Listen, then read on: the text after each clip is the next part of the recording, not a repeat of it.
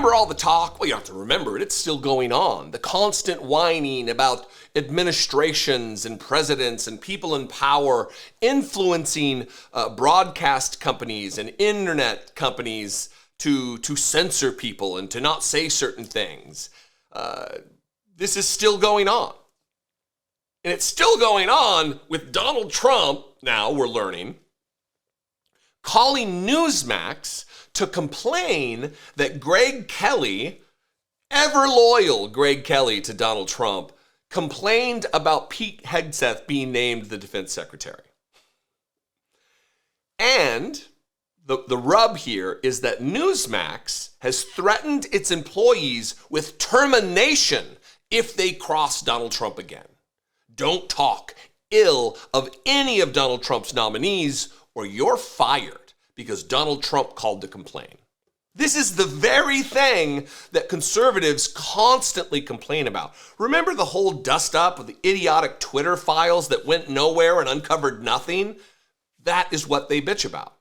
That the administration during COVID or whatever said something to Facebook about please try to combat misinformation because it's going to get people killed.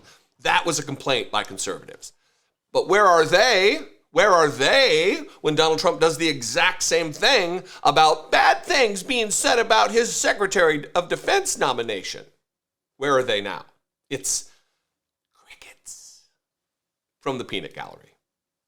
I'm going to read from this media article about this reporting. Here's the headline. Will result in termination. Newsmax bans criticism of Pete Hegseth after Trump fumed over host's attack. Newsmax instructed staff to lay off Pete Hegseth, the Fox News host Donald Trump nominated to serve as his Secretary of Defense, after a segment bashing the pick sparked the ire of Trump himself. Greg Kelly, who helms the 9 p.m. hour on Newsmax, tore into Hegseth last week, calling him blackmailable because of his baggage and arguing he hasn't done nearly enough for MAGA to have earned the top job at the Pentagon. So there's a few things at play here as to why Greg Kelly doesn't like Pete Hegseth. They're both former military. Greg Kelly, former Marine, like I am. They're both come from, decent financed families. Greg Kelly's father was Ray Kelly, the New York City police commissioner, a Nepo baby to be sure. They're both MAGA dum-dums. They've both been credibly accused of rape. They have a lot in common, these two fellas. If you doubt what I'm saying, just Google Greg Kelly rape, Pete Hegseth rape. Now the video is probably demonetized because I've said it so many times. So this is the relationship here. They both used to work for Fox. There's all kinds of similarities. Soon after the segment of Greg Kelly criticizing Pete Hegseth, saying he's blackmailable, which, by the way, all true. Soon after that segment, Trump's team got in touch with Newsmax CEO Chris Ruddy to express the president-elect's displeasure with the commentary, multiple sources told Mediaite. 3 sources said Trump also called Ruddy directly to complain about the segment, though Newsmax disputed this. In a statement, the network said, President Trump has never called Mr. Ruddy about the Hegseth nomination, and he never expressed dissatisfaction with Greg Kelly's show in any way. This coming from liars at Newsmax who are undergoing the threat of lawsuit from Dominion and other voting companies because of their insistence at backing the lie and conspiracy that Donald Trump won the 2020 election. They're liars not to be believed. They peddle conspiracy theories, racism, white supremacy. They are disgusting liars and insane. Levels of distrust. Either way, word made it to Newsmax that Trump was furious. One insider said Ruddy was shook after word came Trump was displeased. That sparked action at the network, sources said. On Friday, Newsmax Chief Operating Officer Elliot Jacobson convened staff at its New York headquarters to issue guidance in what one source described as an aggressive, panicked tone. Them words are nutritious for my soul, that conservatives are speaking in aggressive, panicked tones. Jacobson said that on-air coverage of Hegseth needed to focus on the positive, like journalistic outlets always do. You focus on the positive. You don't look at the facts. You don't look at the actual allegations. You don't report the news. You focus on the positive, like this is CBS Sunday Mornings or something.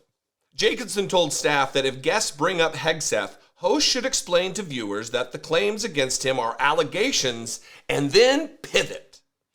Any issues, this is a quote from the executives, any issues following this will result in termination, the executive warned.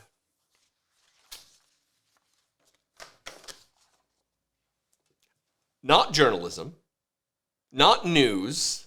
Just because you put news in your name, Newsmax, Fox News, One America News, doesn't mean you're news. You're a propaganda outlet. After January 20th at noon, it'll be a state-supported, whether it be through morale initiative or actual money, who knows what's going to happen. That's unlikely, but possible. Not probable, but possible, the money part of it. But you're a state-supported propaganda outlet. You're not news. Fox News isn't news. Most of the programming is opinion, is not objective. Even the news side, what they call the hard news side. I don't think there is hard news side at Newsmax, but for Fox News, even the hard news side is just riddled with opinion from the anchors, not people they're interviewing, from the anchors, the John Roberts and Shannon Bream and the Martha McCallum, all of these people. Brett Baer, who takes holidays like Thanksgiving and goes to Mar-a-Lago to hang out with Donald Trump. Yeah. News. If someone could roll over in their grave, Walter Cronkite would be rolling over in his grave. Alas, I don't believe that's a thing, so it's not happening. But it's a phrase and people say it. What do you think? I invite you to this conversation. Please comment below. Please make sure you're subscribed. I am on the road to 900,000 subscribers. I've only gotten to this place that is just unbelievable that I'm here because of you. And I'll only get to 900,000 and beyond because of you. So if you watch my content at all and it just gets delivered to you, make that commitment.